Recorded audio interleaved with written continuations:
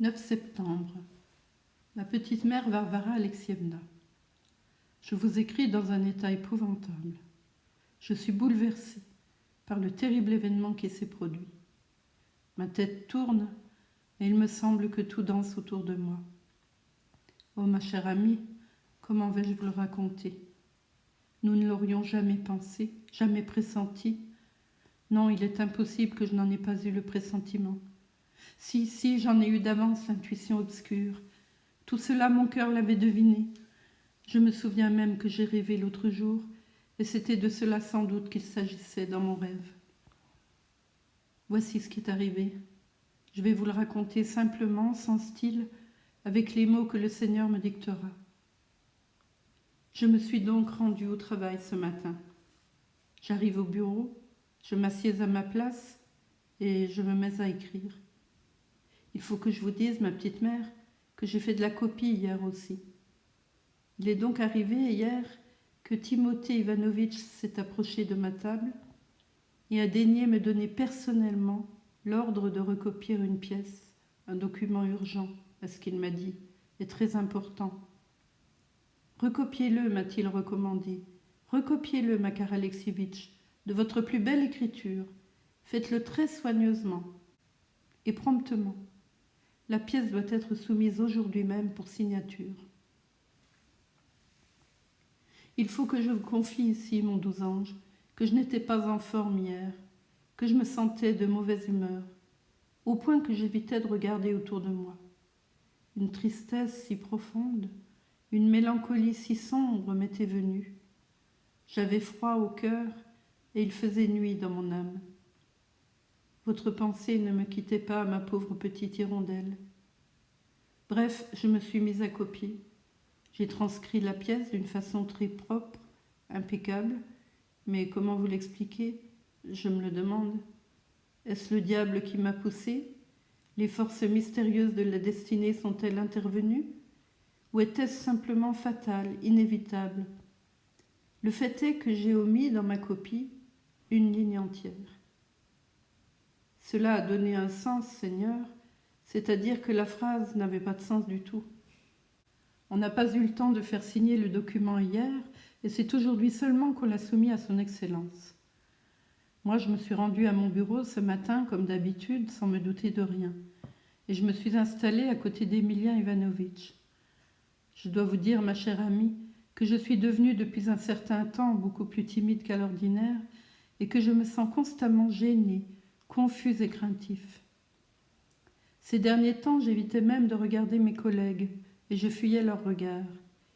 Il suffisait que la chaise d'un voisin se mît à grincer pour que je me sente aussitôt plus mort que vive de terreur.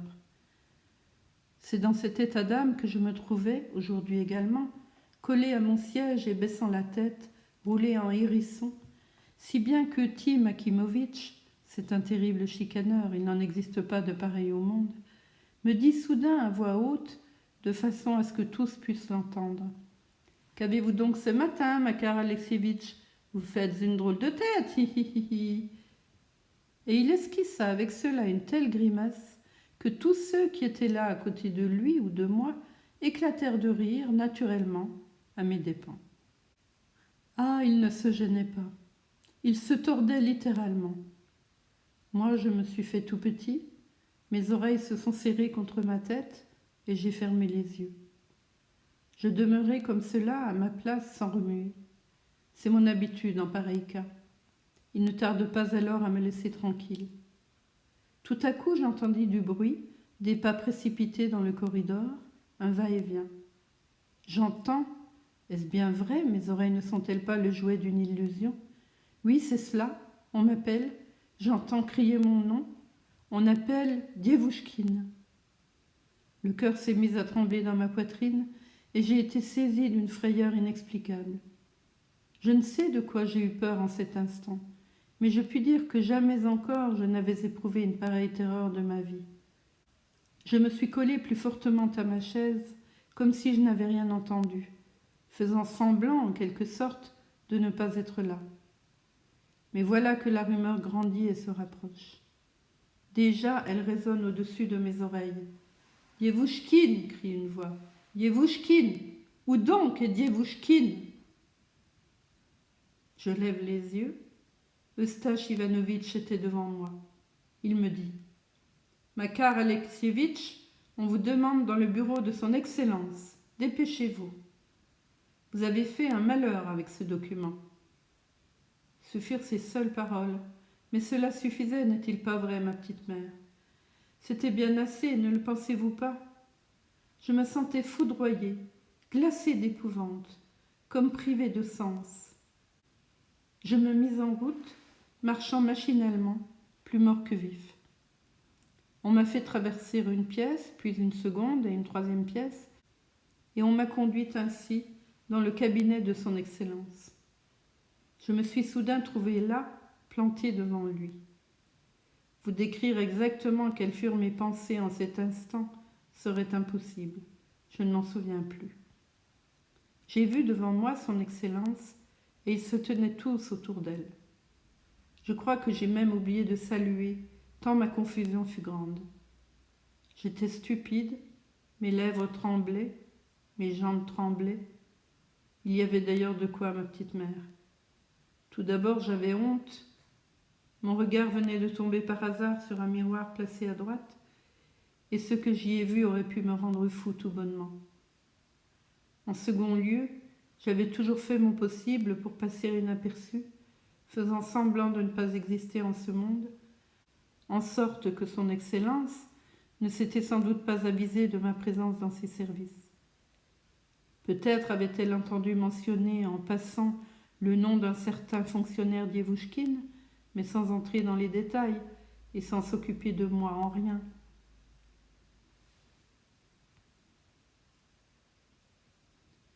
Elle a commencé d'une voix très courroucée. « Comment avez-vous pu, monsieur? Où donc aviez-vous vos yeux? C'est un document important dont j'avais besoin d'urgence et vous l'avez abîmé. À quoi songez-vous, voyons ?» Ici, son Excellence s'est tournée vers Eustache Ivanovitch. Je perçois à travers un brouillard des mots détachés qui frappent mes oreilles. Négligence, inattention, vous nous amenez des ennuis. J'ouvris la bouche, j'ignore pourquoi. Je voulus demander pardon, je n'y suis pas parvenue. Fuir, je n'osais pas l'essayer. Et alors, ma petite mère, alors il est arrivé une chose si atroce que la plume, en cet instant même, m'en tombe des mains de honte. Mon bouton, ce bouton que le diable l'emporte, ce bouton qui ne pendait qu'à un fil, s'est détaché soudain. J'ai dû le heurter par inadvertance, a sauté, a bondi, a tournoyé, a roulé sur le plancher avec un bruit de clochette et s'est arrêté juste devant les pieds de son Excellence. Cela au milieu du silence général. Ce fut là toute mon explication, la seule excuse, la seule réponse que j'ai trouvé le moyen de donner. Je n'osais plus rien dire ensuite. Les conséquences en furent terribles. Son Excellence s'est immédiatement avisée de mon allure et a remarqué ma tenue. Je me souvins en cet instant de ce que j'avais vu dans le miroir. Comme si j'avais perdu la raison, je me précipitai pour ramasser le bouton. Je crois que je ne savais plus ce que je faisais. Je me suis penchée, j'ai voulu saisir le bouton. Il m'échappe des mains, roule et tournoie de nouveau, et je n'arrive pas à le rattraper. Bref, j'ai brillé de surcroît par ma maladresse. À ce moment, je sentis que mes dernières forces m'abandonnaient, que tout était perdu désormais, perdu sans retour. Ma réputation, ma dignité, tout était fini, brisé. L'homme avait sombré tout entier. À mes oreilles, des phrases bizarres tintaient, bourdonnaient. Je croyais entendre la voix de Thérèse, celle de Faldoni.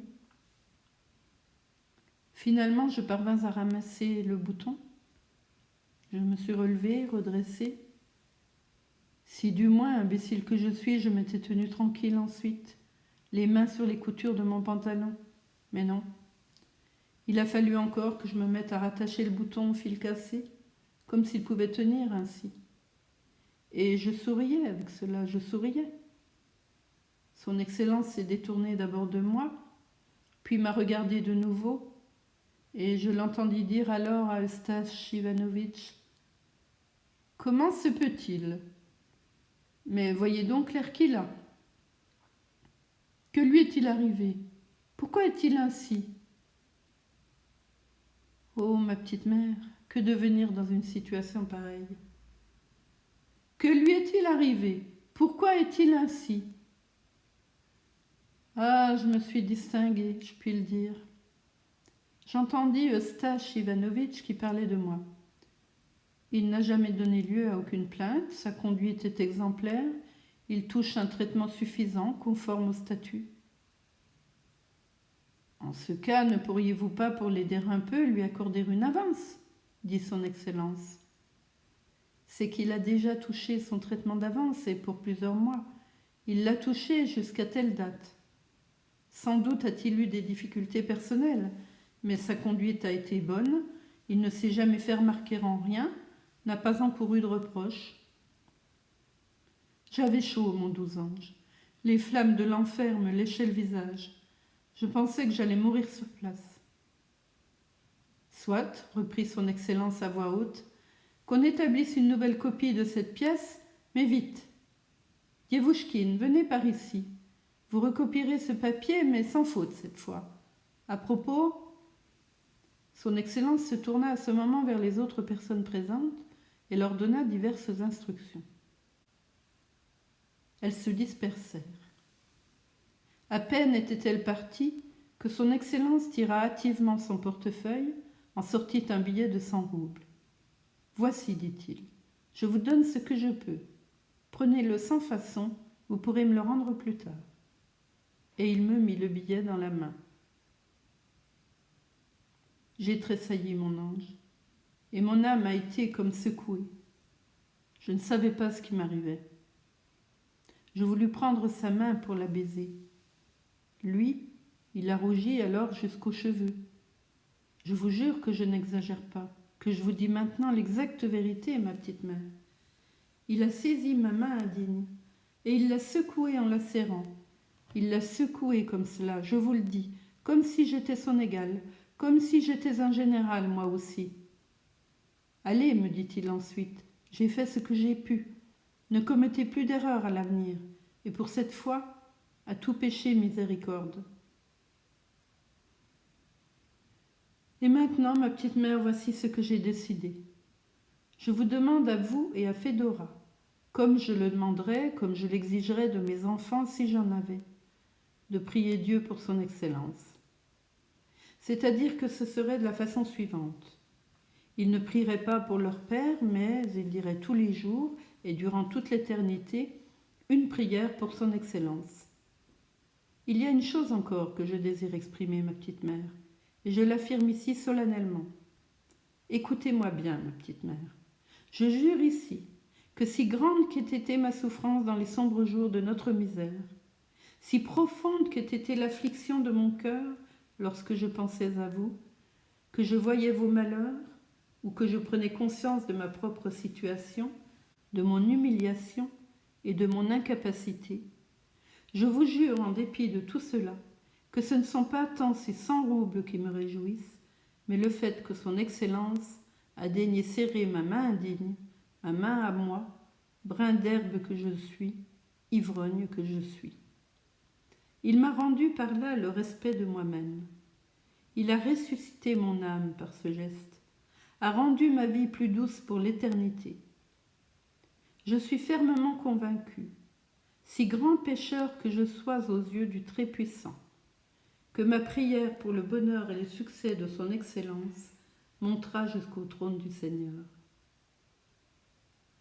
Ma petite mère, Je me trouve en ce moment dans un terrible bouleversement moral. Je me sens tout remuer en dedans. Mon cœur bat comme s'il voulait s'élancer hors de ma poitrine. Avec cela, il me vient une sorte de faiblesse dans tout le corps. Je vous envoie 45 roubles en assignat. Je remettrai 20 roubles à ma logeuse et j'en garderai 35 pour moi-même. Pour 20 roubles, je ferai réparer mes vêtements et il me restera 15 roubles encore pour les dépenses courantes. Mais toutes ces impressions qui se sont accumulées durant la matinée m'ont ébranlé de fond en comble, m'ont secoué par les racines de mon être. Je vais me coucher pour me reposer un peu. Je suis tranquille d'ailleurs, très calme. Il y a seulement mon âme qui semble se briser d'émotion, et je la sens là, tout au fond de mon être, qui tremble, qui tressaille, qui remue. Je viendrai vous voir. Pour l'instant, je me sens désorientée, un peu comme si j'étais ivre à la suite de toutes ces émotions. Le Seigneur voit tout, ma petite mère. Dieu voit tout, ma tourterelle adorable. Votre digne amie, Makar Dievouchkine.